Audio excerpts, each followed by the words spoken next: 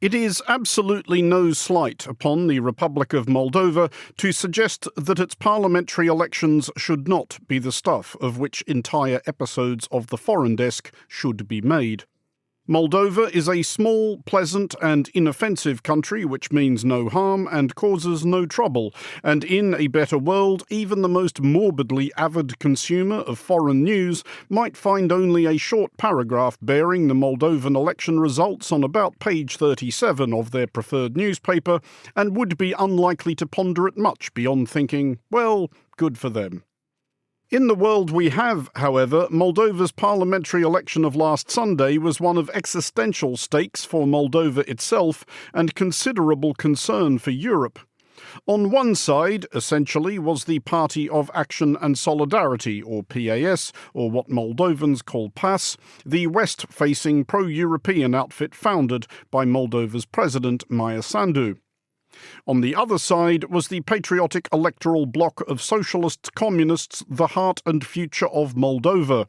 Lest anybody fail to glean their general inclinations from their name, their emblem is a red star with a hammer and sickle in it.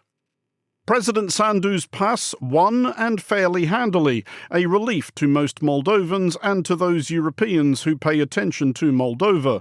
The nightmare scenario was a pro-Russian government gums up Moldova's progress to EU membership, welcomes dodgy Russian money, scares off foreign investors, and prompts an exodus of Moldova's young, educated and ambitious. Of Moldova's 2.4 million people or so, perhaps one-third hold Romanian and therefore EU passports. They could go anywhere. All of Moldova could have come to resemble Transnistria, the sliver of the country which fancies itself as a separate sovereign state, but is in reality a Russia-sponsored Soviet Union theme park. If that won't happen, it's still not entirely clear what will. Moldova is a candidate for EU membership, but its path to admission is likely neither easy nor quick. And, as the entirety of post-Cold War history demonstrates, Russia has never been good at acknowledging when and where it isn't wanted. How did Moldova defend itself from Russia's interference? How realistic an ambition is EU membership, and by when? And why won't Russia let it go? This is the Foreign Desk. Even people who were upset with PAS, disappointed by PAS, they voted for PAS because they thought this is actually a vote for Europe. That is one of the key concerns, is trying to create a kind of a sanitary belt around Russia. Not only in terms of security, in terms of who can attack, but also in terms of how ideas can penetrate. At the end of the day, she has won a clear victory, and that will be a matter of huge relief in Brussels. You're listening to The Foreign Desk with me, Andrew Muller. Our first guest is Paula Arizanu, the journalist and author, most recently of It's Both Heaven and Hell Here, Moldova, A Century of Lived History, so far only available in Romanian. She joins us from Chișinău. Paula, I wanted to start by asking about the Russian influence operation that President Sandu was warning of in the weeks and months building up to the election. What do we now know about the scale of it, and how visible and how obvious was it? It was quite obvious in the public discourse, partly because the law enforcement institutions were working quite actively and communicating quite actively. So they said they confiscated the equivalent of 55 million euros in cash, but also cryptocurrency from the hundreds of people involved in this vote buying scheme, and also in these troll farms that Russia set up for Moldovan elections and generally to destabilize Moldova.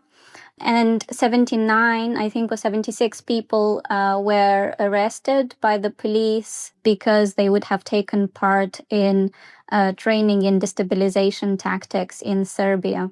And there was some reaction from Serbia as well, confirming this information. And on the other hand, we have had quite a few amazing journalistic investigations showing exactly how these troll farms were working.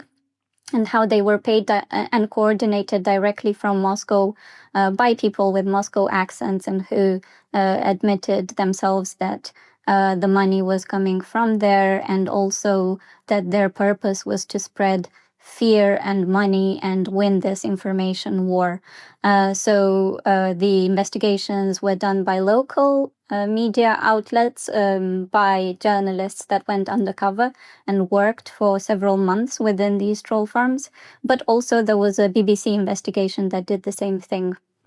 What's the general response to the election result been? Because I was struck by how decisive the PAS victory looks, because when I was in Chisinau just a few months ago, I was then struck by how anxious people were about how this election could turn out. Nobody at all seemed to be taking a win for PAS for granted. Yes, PAS has been criticized quite a lot for various mistakes they've made, but also sometimes for things they didn't do. So which shows, that we are a democratic society, and social media enables everyone to basically express whatever valid or invalid criticism they have. It wasn't clear whether, because of this kind of dissatisfaction, PAS could win the election. And for legitimate reasons, we have been really affected by the war in Ukraine. When PAS came to power in 2021, their platform was anti-corruption and also EU integration. But their slogan was unfortunate. It was "Good times are coming," and the war came with and the energy crisis, because Russia started blackmailing us again about the gas that we used to be fully dependent on. And we have had 35% inflation because of this energy crisis and because of the pandemic and the war altogether. So times have not been easy. And this is why there was this kind of anxiety that people would not vote for PAS any longer. They have also done some mistakes about people they took on their team across the country in various localities.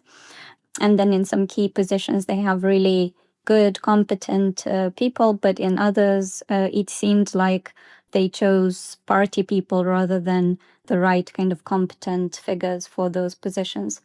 But in any case, this election was for everyone an election between Europe and Russia, and especially for the pro-European electorate. Even people who were upset with PAS, disappointed by PAS, they voted for PAS because they thought this is actually a vote for Europe and for closer ties to the EU, for peace, for democracy. Because basically, if pro-Russian figures came to power, there was this risk that Moldova could be dragged into the war in Ukraine through various means, agents of destabilization and so on. In southern Ukraine, Odessa is only 2 hours away from us, so it's very close. And also now, with this drone attacks all across Europe, it would have been really easy to launch drones from Chisinau into Romania as well, our neighbour to the west. I mean, despite what would appear a long list of reasons not to vote for the pro-Russian patriotic electoral bloc, about 24% of voters did.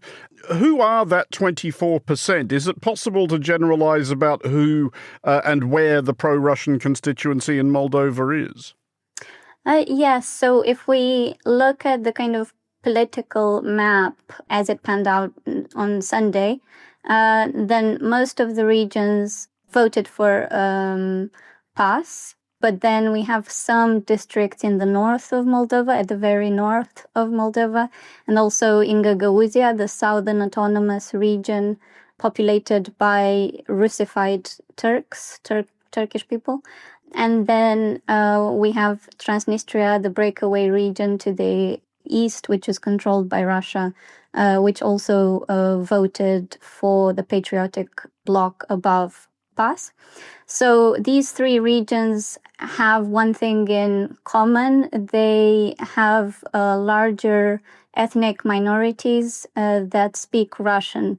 And actually, if you look at opinion polls, it tends to be the case that Russian-speaking minorities as opposed to the Romanian-speaking majority, tend to favor Kremlin narratives, presumably because they consume more Russian media. And especially in Transnistria and Gagauzia, there is this kind of parallel media landscape that is very different from the array of media that people in the rest of the country consume.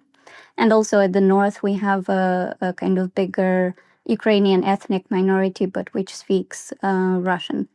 So this would be one explanation. And then there are people who are nostalgic after the Soviet Union, not very many of those anymore, and people who feel a kind of a cultural attachment, I guess, to Russian culture because of the Soviet past. That was the journalist and author Paula Arizanu in Chisinau. Her latest book, It's Both Heaven and Hell Here, Moldova, A Century of Lived History, is available now.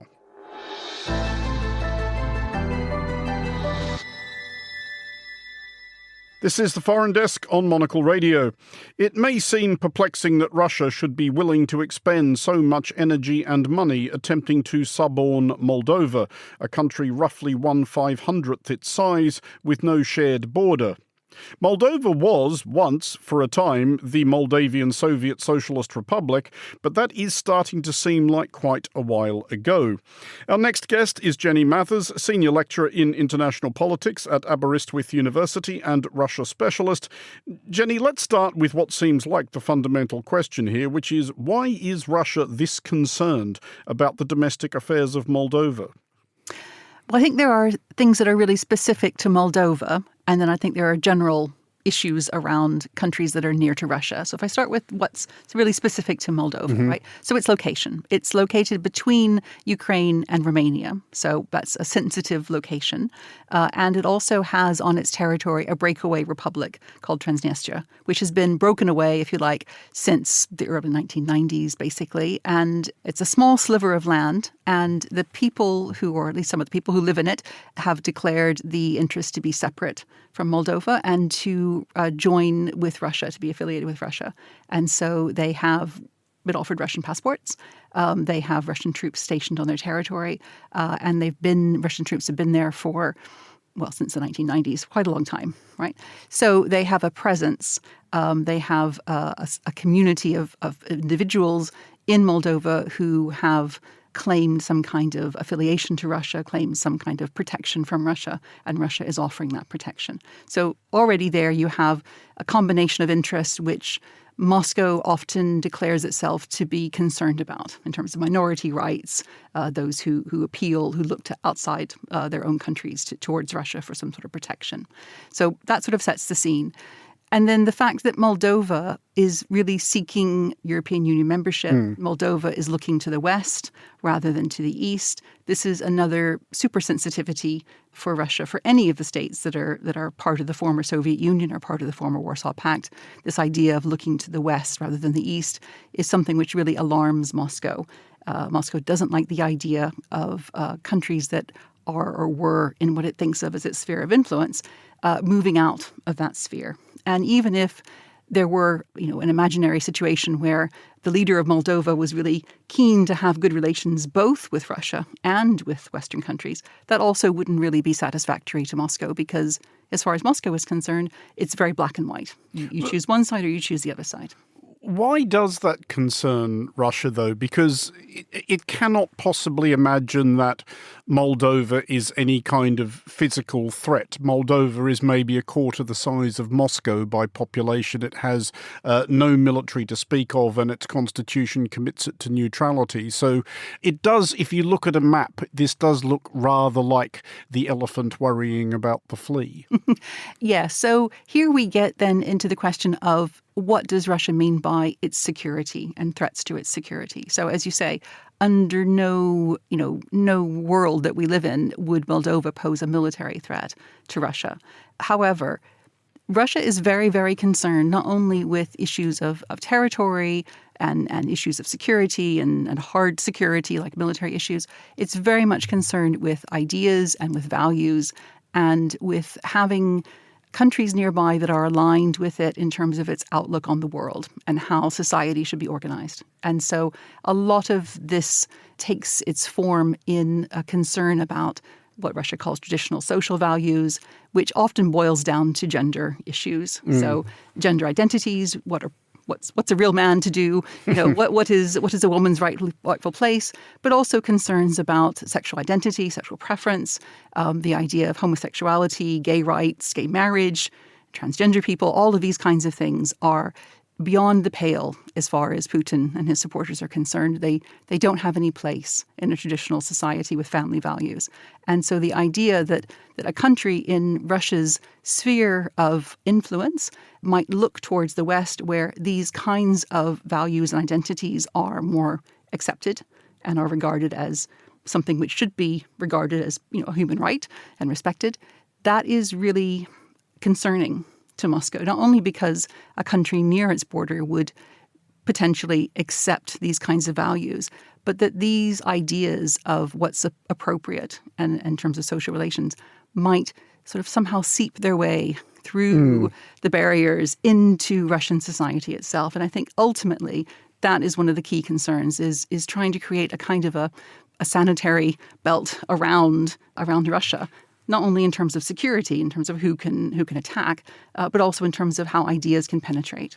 But does that tap into a perhaps more fundamental concern among the Russian regime, that it's not just if people in what used to be our sphere or used to be our territory start thinking it's fine if, women have ideas or gay people exist, that might be expressed in something else we've seen in those territories, which is that we would rather not be governed by Russia if we can possibly avoid it. There's very few examples I can think of people enjoying living beneath Russian domination, and plenty of examples of people overthrowing it the instant they get the chance. Do we see somewhere in here the Russian regime basically worried that might happen to them as well? Yes, of course, but there's also another side to this, and that is that there are some communities that do regard Russia as admirable, and this is within, Eastern Central Europe. And indeed in Moldova, as we've heard earlier in the program. Exactly. To look at Russia and say, right, this is a strong country led by a strong man who stands up for its national interests, who isn't afraid to stand up to the West, and prevent the West from sort of dominating the rest of the world. And he says things that we admire. And indeed, for some communities, that sort of traditional gender values is very attractive, and it's reassuring, because the alternative is potentially a world which might feel quite unsettling. If those are values or identities that you just don't feel represent your own kind of lived experience. We have heard since the result was announced a certain amount of harumphing from Russia. The chair of the Foreign Affairs Committee in Russia's parliament, Leonid Slutsky, said, and I quote, "As a result of these elections, Moldova will become even more divided.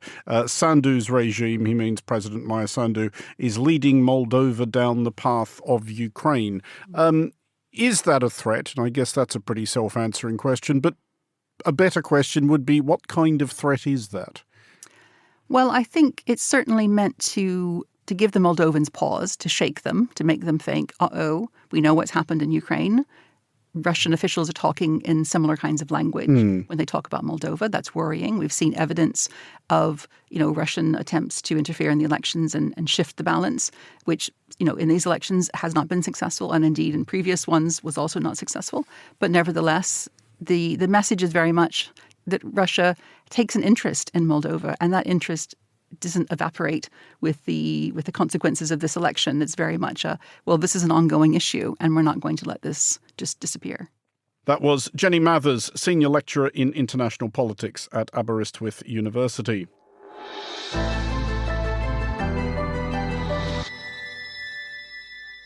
This is the Foreign Desk on Monocle Radio, and joining me finally for a look at Europe's possibly mixed feelings about the result of Moldova's election is Quentin Peel, Associate Fellow with the Europe Programme at Chatham House. Quentin, first of all, how would we estimate the scale of the sigh of relief exhaled by the collective European Union once the results were in on Sunday? a huge sigh of relief, I think. It was, they were very nervous about the situation in Moldova because it's been hanging in the balance, really, between a pretty ferocious pro-Russian patriotic party and the president's Maya Sandu's Action Solidarity Party, which is pro-EU. And last year she was re-elected as president, but quite narrowly. And the Russians have been pouring in money and social media influences and so on to try and get that pro-Russian vote up. At the end of the day, she has won a clear victory, and that will be a matter of huge relief in Brussels because it's seen as symbolic of a country that has actually voted to reject the Russian influence. Except, does this not now present the European Union and Europe with a different headache? I mean, of the two headaches from which they had to choose, this is the preferable headache, but it's a headache which is the one about, well, now what? Moldova is a candidate state for the European Union, has been since it was admitted as such, along with Ukraine in 2022. Is the EU now obliged to do the thing that the EU always dislikes doing, which is something about it? Indeed, they are going to have to do that, and they've promised to put pretty nearly 2 billion euros into the country to try and build up better infrastructure, better hospitals, schools, and so on. I mean, this is a pretty poor country. If it isn't the poorest country in Europe, it's down at that level. But it's a small country. What are you talking about? Just under 2.5 million people, but 1 million people abroad. They're the ones who actually are probably the most pro-European. Therefore, there's a lot of progress to be made. There's a lot of corruption still there. And there is a very determined Russia which simply doesn't want to let go of it because it sees it also as a loyal, Orthodox Christian satellite that really should still be part of what, after all, was the Union of Soviet Socialist Republics.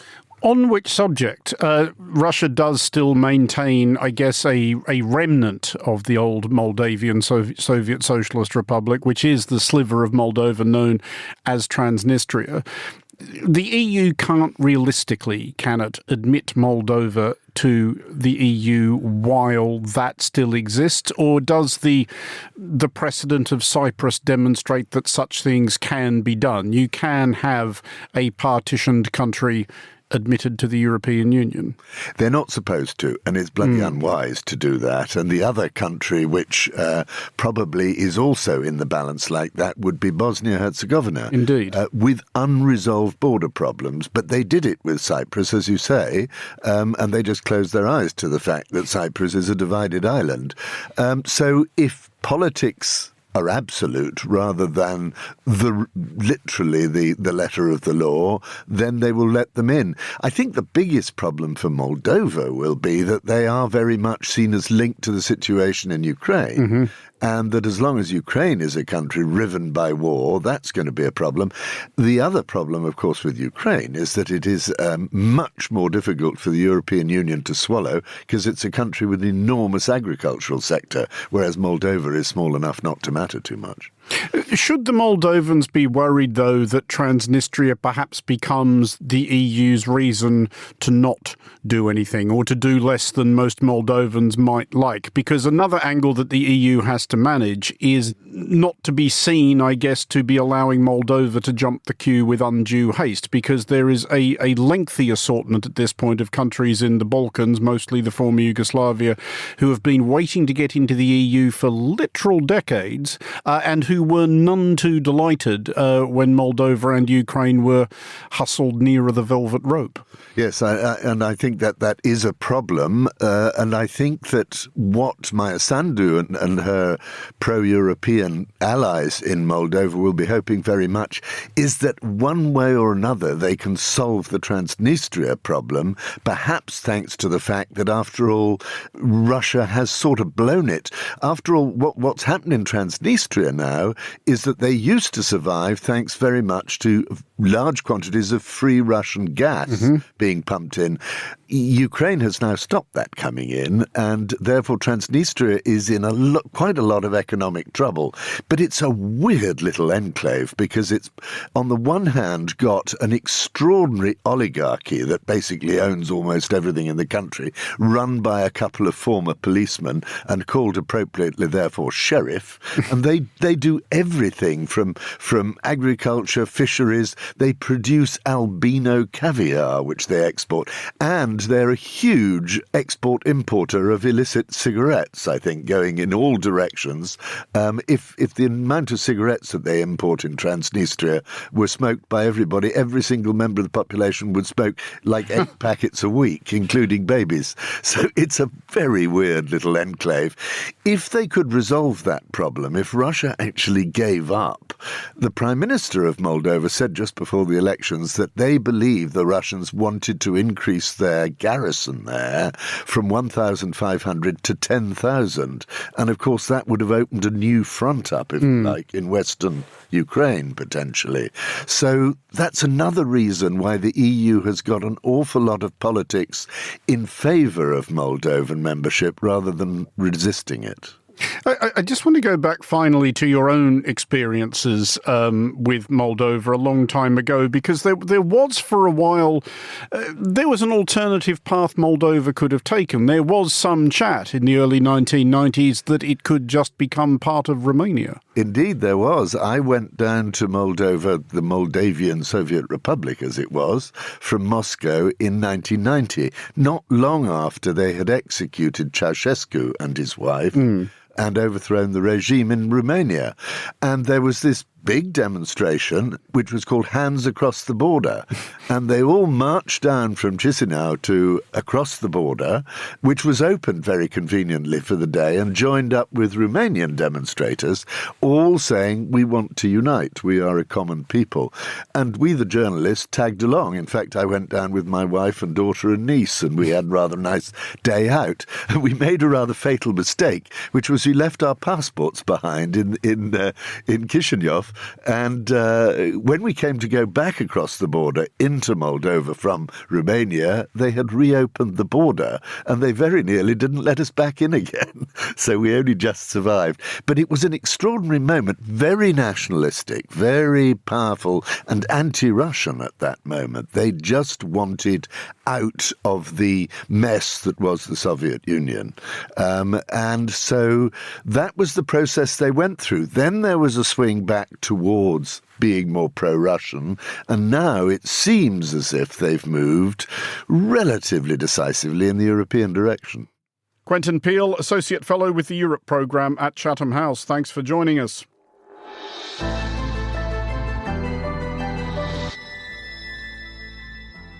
That's it for this episode of The Foreign Desk. We'll be back next week, and look out for The Foreign Desk Explainer, available every Wednesday.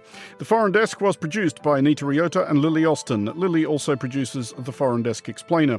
To contact the Foreign Desk team, you can email Anita at aer@monocle.com, and don't forget to subscribe to Monocle magazine and to our free daily email bulletins by heading to our website at monocle.com.